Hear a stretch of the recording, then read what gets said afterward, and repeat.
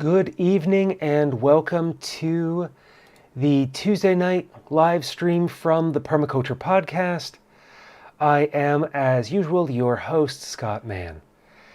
And tonight I wanted to get into some books that I recommend if you would like to start foraging.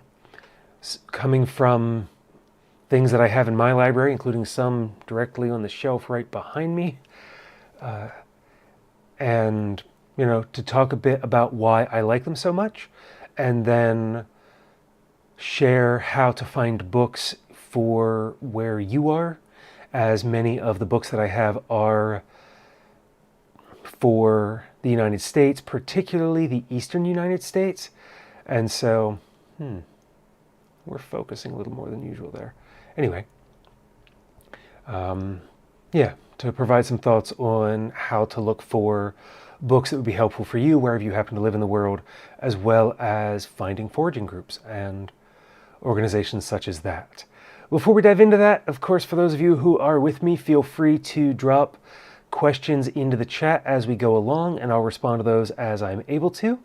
And if this is your first time joining me, then you don't know, that if you'd like to get in touch, you can send me an email at any time, show@thepermaculturepodcast.com, which is also usually the best place if you're going to send me a whole bunch of stuff that you want to talk about or something like that. And I respond to email usually 2 days a week, like Monday, Thursday, or Tuesday, Friday. Wednesdays are planning days. If you'd like to, you can also call or text me if you're in North America at 717-827-6266. Or if you would prefer, you can use WhatsApp from anywhere in the world, +1 717-827-6266. And if you'd like to join in with the podcast community of listeners, you can do so at patreon.com/permaculturepodcast, where I'm regularly posting weekly updates, monthly AMAs, and just a lot of information about the show there first and foremost. There have been some updates about what's going on with the podcast. If you've been looking for the show lately, then you may know that there have been some issues with the website and elsewhere, and I will be providing an update on that at the end of this live stream. If you're catching this in the replay, then you can hop there, kind of just, scrub yourself along till the last couple of minutes, and you can check that if you'd like, or stay with us for the entire conversation. I wanted to get into foraging because it's one of those skills that I just enjoy. And I find that it complements permaculture very well, especially as many of the plants that we might use in our system and in our designs are often not ones that have been bred for human taste. And I find that getting used to the taste of wild plants or plants that haven't been bred or improved for our palates can give us a better idea of the range of tastes of plants out there. And that, as well as if we're looking around and finding things that we really like, and there's a plant that we taste that is really enjoyable, that we wouldn't have found it without foraging, but then can also take a cutting or save some seed from that plant and bring it back into our permaculture garden. But developing a knowledge of what we can forage takes time. And there are a lot of resources available out there. And I find that I like books because if I know I'm going to be out and about somewhere, or I plan specifically to go foraging, that I can throw those into a backpack or a satchel and take books with me. As life has and our access to technology have improved over the years, I have sometimes referred to my phone, particularly I recall the first time I ever ate autumn olive, I was at Stonehenge Gardens near Tamaqua, Pennsylvania, standing in front of an autumn olive, fairly certain that that's what it was, and then looked up a video on identifying it and found it. But I don't feel like that would have been nearly as successful had I not been steeped in a knowledge of plants and known that something like that is something that I could eat. And so, Nathan, you shared that learning plant families speed up learning. What do you think of, I'm trying to think, who wrote Botany in a Day? Is that Thomas Elpel?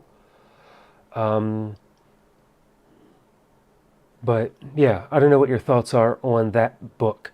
I've seen it really loved in permaculture circles, but in some of the places I've seen it discussed among plant nerds, it was kind of reviled. And it's one I don't have on my bookshelf currently, but I bought for my daughter several years ago, and she really enjoyed. But yeah, if you have some thoughts on that book in particular, Nathan, it's one that I really don't know a lot about personally, and would love your feedback on that as I kind of work through some of this. I know at least one of the authors I'm going to mention is someone who you're quite familiar with, and I believe you've met and taken some classes with. Yeah. So, my favorite author, okay, and you say, Nathan, that you love Botany in a Day, especially the new version, and I'll definitely pick up a copy and put it on my shelf. My favorite foraging author, hands down, is Sam Thayer, who wrote The Forager's Harvest, Nature's Garden, and Incredible Wild Edibles. I have copies of all three, or at least I did. I may have loaned it out, but right behind me I have, which ones? The Forager's Harvest and... I have The Forager's Harvest and Incredible Wild Edibles. Sam just is almost in a world apart compared to many of the other authors who are writing about foraging. And I don't mean that in any way to denigrate their work, because they're all, like, there are many, many amazing people doing this. But it's, whereas there are lots of amazing rock stars writing about foraging, Sam is like one of the best. Sam, to take that music comparison a little bit further, Sam is like the Beatles or Led Zeppelin or the Rolling Stones of rock and roll, or Black Sabbath when it comes to metal. Just one of the best. And I like what Sam shares when it talks about like look similars, that when you get into looking at plants, that you'll realize that they're really not identical, but you need to, once you know the characteristics that separate them. Sam writes a lot not only about how to identify plants, but what their uses are, and includes a lot of ethics when it comes to foraging in each of his books. And Sam is also the first person who I read that gets a lot into making sure that you're looking year-round for the plants that you're going to use, to be spending time out there, not just when the plants are ready to harvest, because you develop a better relationship and see more that way, and are aware then of when a plant is first coming up in the spring. You can then monitor it throughout the year as it's growing, and then harvest it at the ideal point if you want to. And all of that is contained in Sam's books. They're just a treasure trove of material and worth every penny. They're around $25 a volume, and I highly recommend picking up all of them, especially if you're in North America. Just absolutely the best. And there's something else. I wish I'd looked through those before putting this together. I apologize. Well, I'll share that in the update. But some of the things that he also does in his books that I rarely see elsewhere is Sam will show images of how plants can be the same species, but look different depending on the growing conditions, the nutrients that are available at the time of year. If I could recommend only one forager to get books from, it would be Sam Thayer. And I can't recommend him highly enough. He also has been a guest on the show a couple of times and just a fabulous human being as well. And I've heard a lot of great things for people who have interacted with him in person or taken classes with him. Hopefully one of these days I'll be able to meet him in person as well. But if you'd like to find out more about Sam Thayer, pick up copies of his books directly from him. You can go to foragersharvest.com. If you do so, you are ordering directly from Sam and supporting him directly. So I highly recommend it. And from there, one of the next book on my list of kind of must-haves is Dina Falconi's Foraging and Feasting, a field guide and wild food cookbook. It's beautiful. Like, the work that Dina put into this with her illustrator resulted in a book that, if you leave it out somewhere, people are going to thumb through it. Though it's not as heavy on plant information and identification up front compared to like what Sam gets into, it's fabulous for how beautiful it is. The details that are pointed out when it comes to finding and identifying plants. But I include this one because Dina's book helps you cook with whatever you find. And probably my favorite part of the book, as beautiful as it is, and I can't get over how gorgeous this book is, that she includes I think it's 100 master recipes in the second half when you move into it being a wild food cookbook. And so she shares what I recall in the moment, because I've given my copies away on multiple occasions and need another one. The master recipes are like what goes into a pesto, and then how to make substitutions with whatever you might have on hand. So that for like a pesto, it's a big handful of leafy greens. Well, there's a variety of leafy greens you can use in that. And like build up from there based on what you have, and really be able to forage for foods and eat in season year round with what you can find. And so, whatever food you might want to eat, whatever flavor you're looking for, you can use those master recipes to create that from what you have on hand.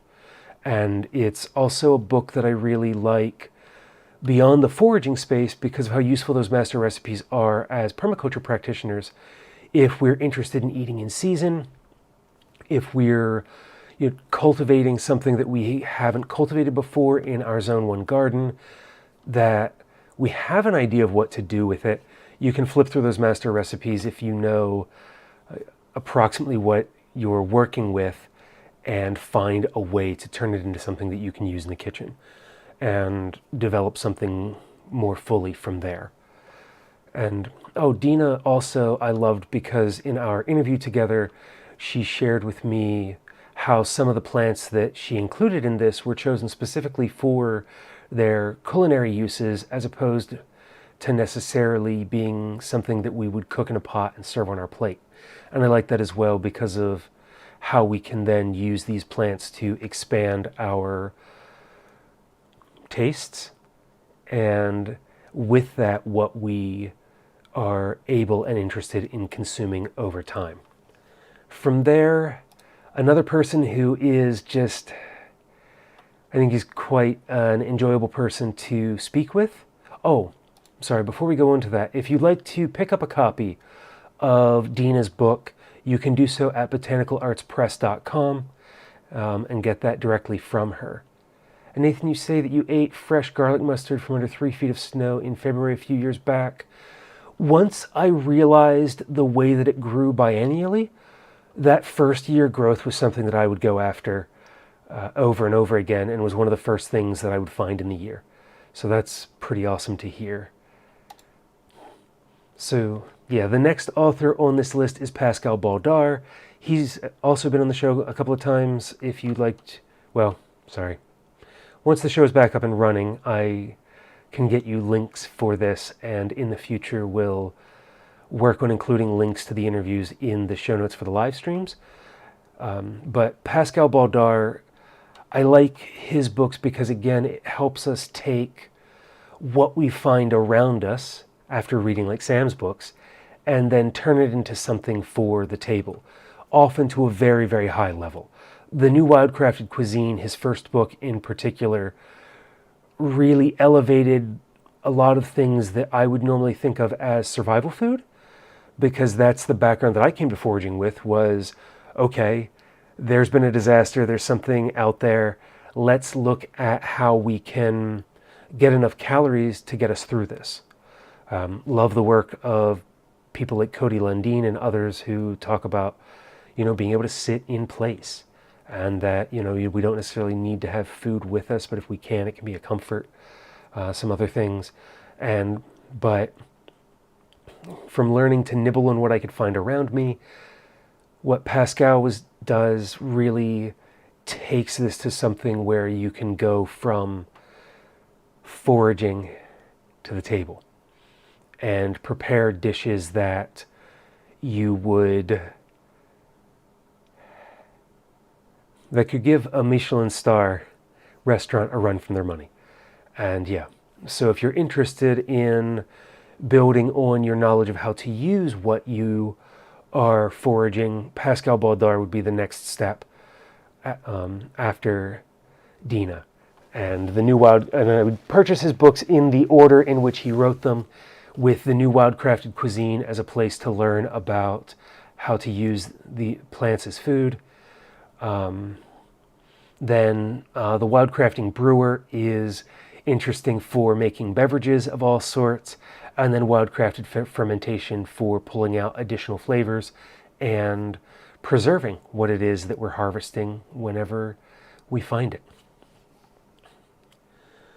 Then the last recommendation for books to put together a library are the Peterson Field Guides. I include them because they're ubiquitous, but not because I necessarily like them. They're not my favorite, obviously. That's why I put them in here last. Let's go through the really good and get you to some things that are still helpful, but are secondary for me. But are, as I say, because they're ubiquitous, just about any bookstore. Actually, I can't think of a time that I've walked in a bookstore that had a plant section, whether it's a new or used bookstore, where I couldn't find at least one of these Peterson Field Guides while I was there. Of them, I should have ordered them this way, of course, but the Peterson Field Guide to Edible Wild Plants is where I'd start.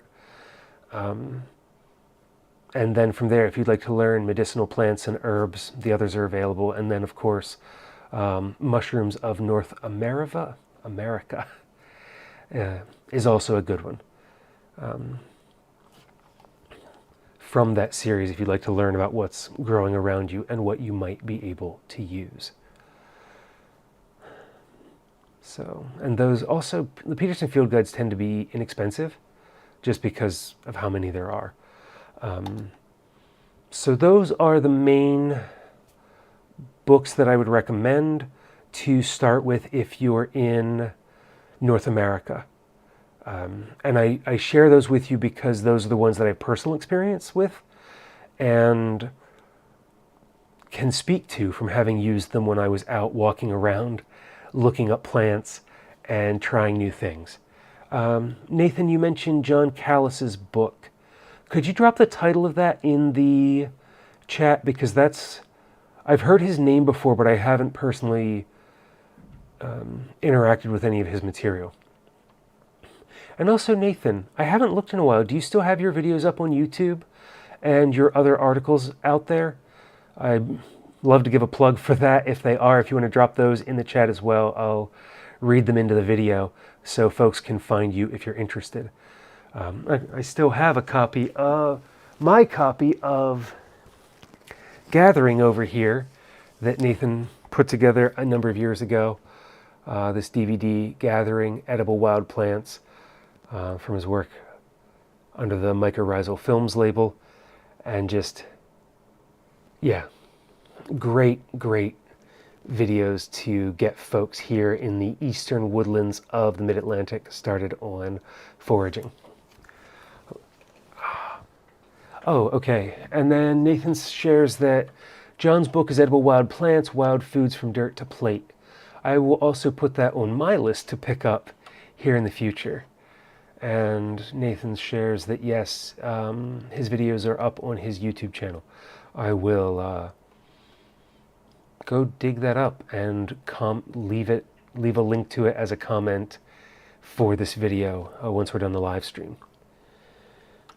When it comes to foraging, as we gain knowledge, there's where do I want to go? I find that just making it a part of our lives really helps make it easy. That start with one plant, whether that's something that you see that's interesting in a book and you want to go out and search the area where you live and see if you can find it, or if you want to, or if you or like the other way around, if you see a plant you're like, I wonder what that is, take a picture of it, take it home, look it up online based on like the leaf patterns or the colors of the flowers, lots of different ways to approach identification. Though I'm no longer on YouTube, no longer on Facebook. There were some really great plant identification groups on there that I was a part of for a while. If it's something you're interested in, I was working with a client once on a permaculture design, took a picture, uploaded it to a group, had an ID within an hour or two. And however you decide to start this process, looking in a book, finding something in the field or in someone's planter outside their house, growing wild, just start with that one thing and identify it, get to know it well. When you're ready, I never recommend eating something immediately just because we found it, but really to get to know it. And then once we do, take the time, try a little, and if it's good, we like it, try a little more. If it's something that maybe that one plant isn't very tasty, we can try another and see whether or not it's an issue with the entire species of plant that we just don't like the flavor, or maybe it's just that one. Like biting into an apple that has absolutely no flavor, but then you can bite into the next one in the bushel and it is ripe and delicious and just bursting with taste. And I find that, foraging can lead us to plants like that as well. And particularly because they have not been bred or developed for the human palate or the human kitchen, there is quite a lot of variety. But yeah, then once you learn that one plant, add another. Get to know it well, add another. And before you know it, you'll be able to identify, 10 or more plants. And it can just continue to grow from there. As Nathan said in the beginning, learning plant families can speed up the process of identifying plants, and I would definitely agree with that. So can knowing the identifying characteristics of plants, such as the way that leaves grow on a stem, or the patterns of petals in a flower, can narrow some of that down as well. And I didn't prepare material for that, but maybe I should do a plant ID live stream sometime and be able to put some of those graphics up on the screen to be able to talk about what these different terms mean and do a little deep dive. Well, there's an idea for the future. But as I say, just making it a part of our lives is an important piece of it. The other is to do it regularly. And so I have a lot of different little tricks that I don't want to say tricks. I have different processes that I've developed for myself so that I can keep foraging an active part of my life. And so when I go out, it might be if I see a plant that I know is edible. One of my neighbors had a mulberry tree growing. And then, okay, if there's a mulberry growing there, where are the rest of the mulberries? Just as I walk around town. Because of what grows on edges, such as as brambles if I'm driving somewhere. Where do I see brambles growing? Looking for old canes when the roadside trees and shrubs die back, to see what's in that copse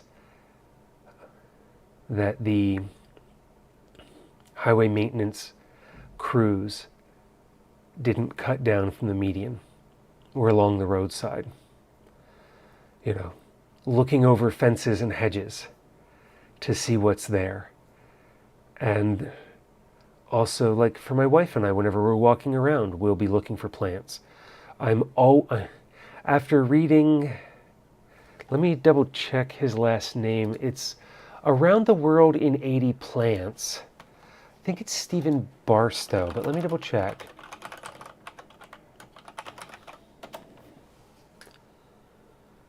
It is...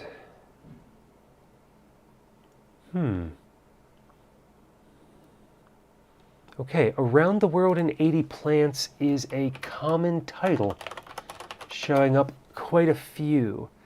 So, but I remember this was written it's from Chelsea Green,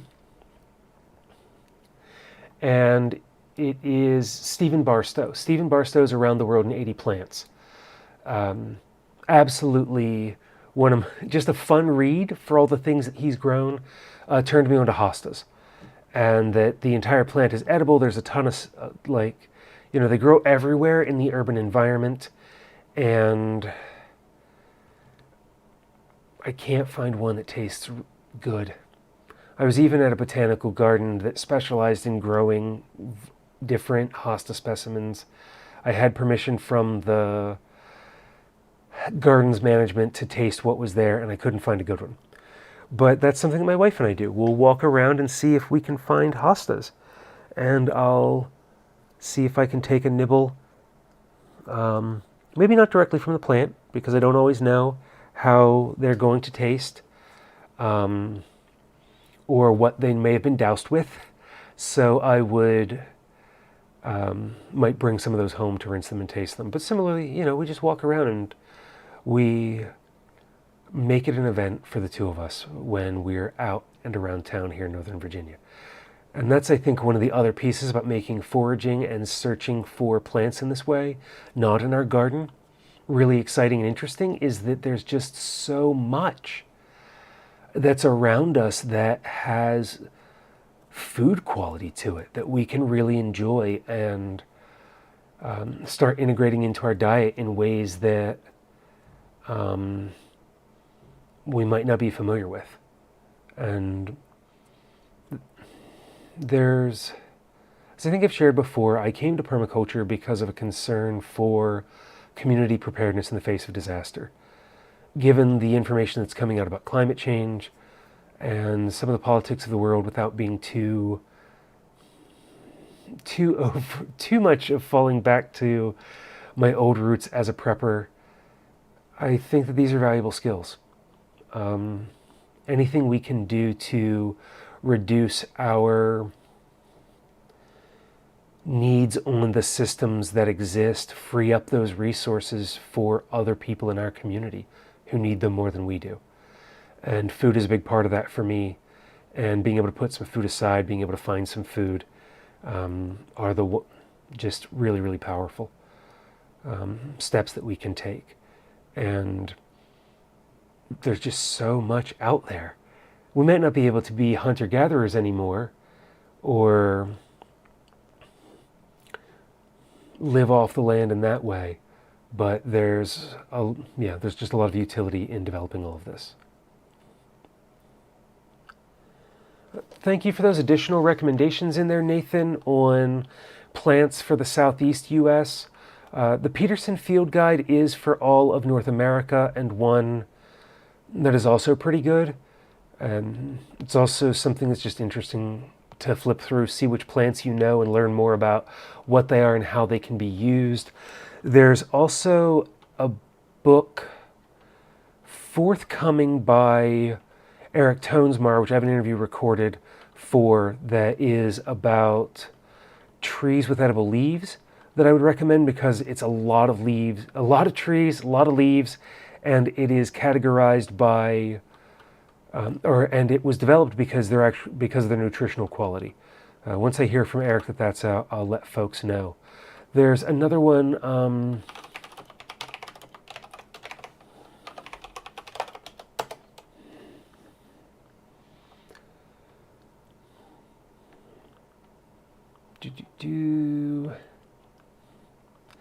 No, that.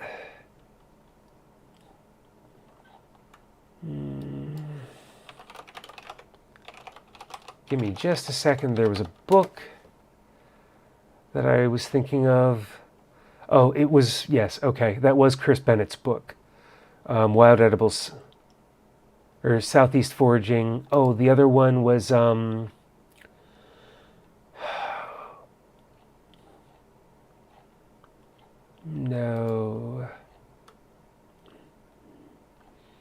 Yeah, the Southeast Foraging is the one that was in the back of my head. Okay. Yeah, if anything else comes up or you have any thoughts on plans for the Southeast, certainly feel free to drop them in as a comment afterwards. Otherwise, I recommend searching like how to find books for where we live are like edible plants of our state. Oh, excuse me. Edible plants of our bioregion, because that's easily applicable whether we live in the United States or not. Those kinds of searches are useful worldwide. Oh, that's good to know. Thank you, Nathan. Thank you. As Nathan shares that, Chris Bennett's book, Southeast Foraging, is part of a series that covers all the regions. I take it all the regions of the United States for that. But yeah, to search for edible plants of our state, foraging in our state, those kinds of searches. If you're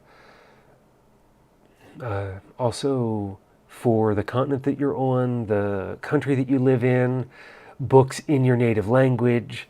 I found an interesting book. It was like, if I remember right, the title translates as The Big Food Book, is the direct translation from French, but also includes some information about like what we can find around us. As you develop this information and knowledge with the books, I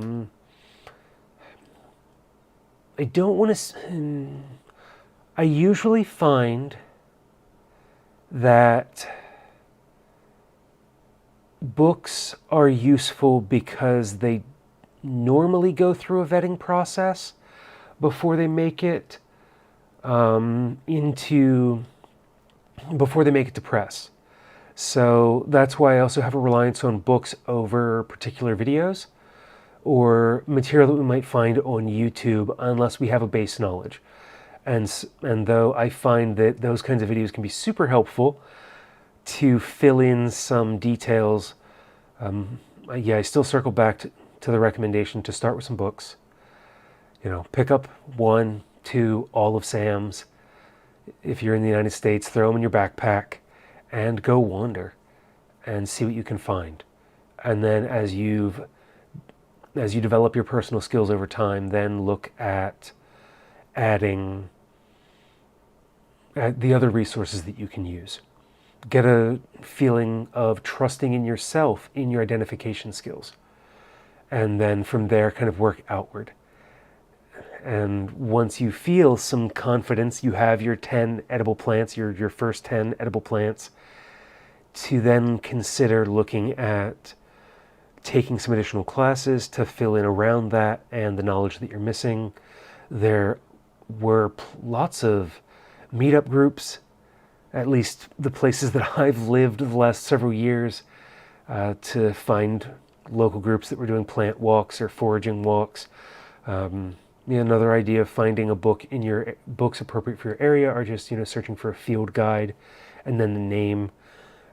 Very often I find that those books which are written about the natural world include more information than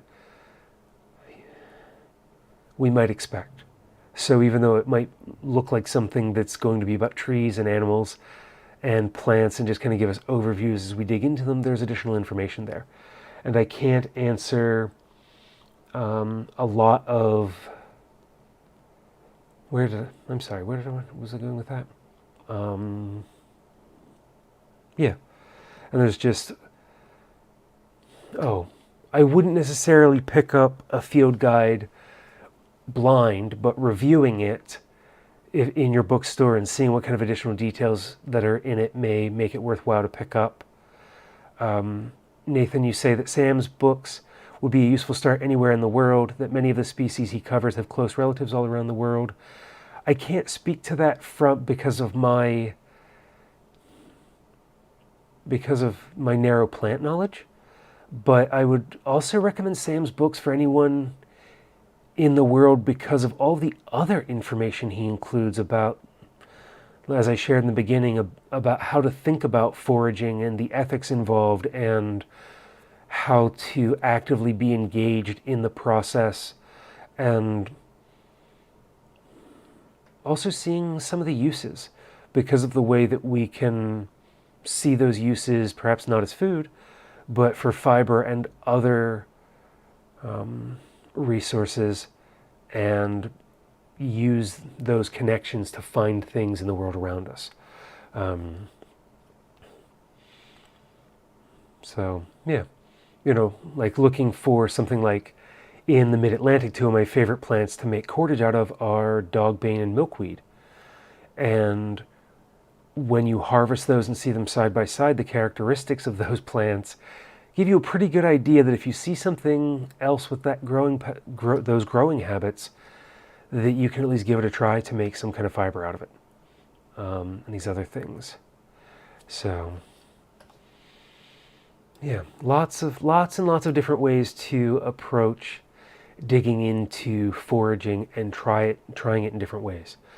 And if you are someone who is cautious about wanting to eat something like this, I would still go through the experience of getting the plant knowledge of edible plants, and then maybe taking a workshop or a class with someone like Pascal Baudar or Dina Falconi or Sam Thayer, or the rockstar equivalent in your community, to learn more about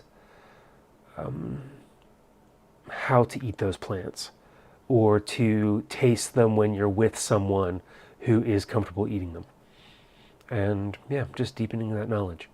And before you know it, there's little nibbles everywhere. So, but yeah, there's so much fun stuff with plants. And I'm sure that through foraging there are dozens, if not hundreds, of permaculture appropriate plants that we haven't even found yet. That if you go out there and you take the time to learn foraging and try these different things, that you'll find something that we can bring back and include in our gardens to create more resilience for ourselves and all life on Earth. So from here, we've covered everything that I wanted to on foraging books, and some thoughts on how to get into foraging as an activity. If there's any questions or comments that you'd like to drop into the chat, please do. I'm going to give a quick bit of an update here on the podcast as of this afternoon, April 5th, 2022, and where things are going over the next couple of weeks. And then I'll drop into the information about the upcoming live streams and what to expect from here. So, as I've shared on Patreon recently and updated with a static page on the Permaculture Podcast at thepermaculturepodcast.com, the website is functionally down, and the podcast is available very, very few places. And so the last few weeks I've been working with my web developer to create a new website. And in doing so, we're moving the sound files away from the dedicated server that they were on to Podbean, and that took a bit of work. As of earlier today, the last notification I received is that there were 450 episodes available on Podbean, and so podcasts are available there. And I'll be sharing the new RSS feed link to patrons tomorrow, Wednesday, April 6th. If you'd like to grab that, load it up, and let me know what you see there, and if there are any issues, it should go back. It should include everything. I'm currently working on getting the feed up and running on all of the services where it's currently available. And that's taking a bit more work than I expected, because some services you can't update the feed without deleting the podcast that exists, creating a new one, and having users subscribe and unsubscribe. And I'm trying to figure out a workaround for that.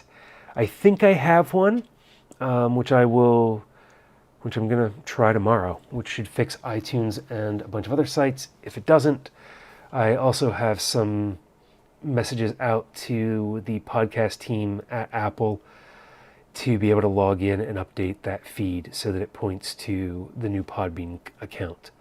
With that, the show will be available again in the next couple of days. I should have all those corrections taken care of with all of the major podcast catchers like iTunes and Stitcher and Spotify by the end of the week. Though some of the other services, it may take a few weeks for that to propagate. That, though, is separate from the work on the permaculturepodcast.com website. That's still another 2 or 3 weeks for us to get through, to take the new site and get it moved over to my existing host with everything pointing to Podbean like it's supposed to and everything else. So that's going to be the next main task for me in the weeks ahead, is getting all of that back up and running. So most of April is looking like it's going to be getting the show back to where it needs to be able to move forward.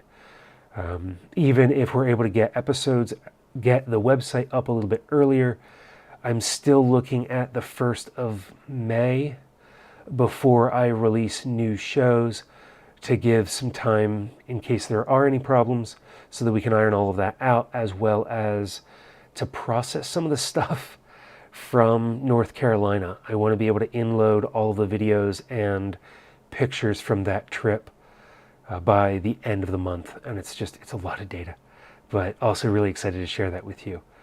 And yeah, that's kind of where I'm at with the show and the work behind the scenes. As that's the main focus, I'm not sure that I'll be hosting another live stream this month, just so that I can really hammer out getting the show back together. But even with that said, I do have the next several live streams planned out, and those are in order: Essential Bushfire Safety Tips and the work of Joan Webster. I'm reading through Joan's book, Essential Bushfire Safety Tips, to see about adapting that information to the urban environment, just out of personal interest, as well as being able to share the ideas from that book with you about how to prepare for fire as a disaster. And then Joan, this is the 3rd edition of that book. Joan is, I believe, 90 now, and from what I understand, just a fascinating human being. And so I'd like to share a bit more about her and what she's done to, bring this kind of information to the world over the years. If I do a live stream before the end of April, it will be the one about Joan and Essential Bushfire Safety Tips. From there, I want to walk through designing a Zone 1 garden. Still working on the form that could take. I may do something where I'm able to draw directly on the screen and talk you through it, or develop some of that ahead of time with some pictures. But showing you my entire process for putting together a Zone 1 garden, from like walking through the landscape to putting plants in the ground. That may wind up, as I put together my notes for that may wind up being a 2-part, just because there's a lot to cover there, and I like to keep these under an hour. From there, I'm looking is a 3-part series on design tools and technology, ranging from the analog tools that I used in the very beginning of my permaculture work, to sit down with, what's my favorite ruler in order to draw to scale, fine line markers versus colored pencils, all the way up to, using something like an iPad with a stylus to create something directly digitally, and everything in between, and sharing some of those options with you, some of the software that's available, to kind of walk through the different layers of how we can use different tools and technologies to develop the skills that we're interested in as permaculture designers. Because I don't feel that there is any one right way or best way to create a design, because ultimately permaculture design is not landscape architecture, and unless we are landscape architects, we're always going to lose out to those folks on their drawings. So finding the skills and tools and technology and resources that work best for us in order to create our designs, whether it's analog or digital. So yeah, that should cover us for the next probably 2 to 3 months of live streams. Once the website is back up and running and I know that the podcast feed is working the way that it's supposed to, I'll start scheduling some more of those. As I say, starting there with Joan. As always, if you've been with me this long and would like to get in touch, have any questions, any thoughts from this live stream, feel free to send me an email, show@thepermaculturepodcast.com. If you'd like, my phone is always available, and you can call or text me at 717-827-6266. Depending on where you live, if you'd prefer, WhatsApp is also an option, +1 717-827-6266. And then, of course, if you'd like, you can join the podcast community of patrons at patreon.com/permaculturepodcast. Help support the show so that I can continue creating live streams like this, work with folks to resolve problems as I've recently encountered with technology, and also to help me be on the road and record more interviews like you'll be seeing here in the weeks ahead, like the video tour with Natalie Bogwalker of Wild Abundance, or pictures and video from Drew and Lacey Grimm's work on implementing a holistic grazing program on some farmland in North Carolina. But all of that and more to come from the show in the future. Thank you all so much for joining me this evening, for being a part of this, sharing your thoughts. Nathan, as always, you are a lovely resource, and I enjoy every time you're here to share your knowledge with us. And for everyone else who was here throughout the stream, thank you for joining me. And until we examine some of these other ideas, until that next time, spend each day foraging for the plants that excite you while taking care of Earth, yourself, and each other.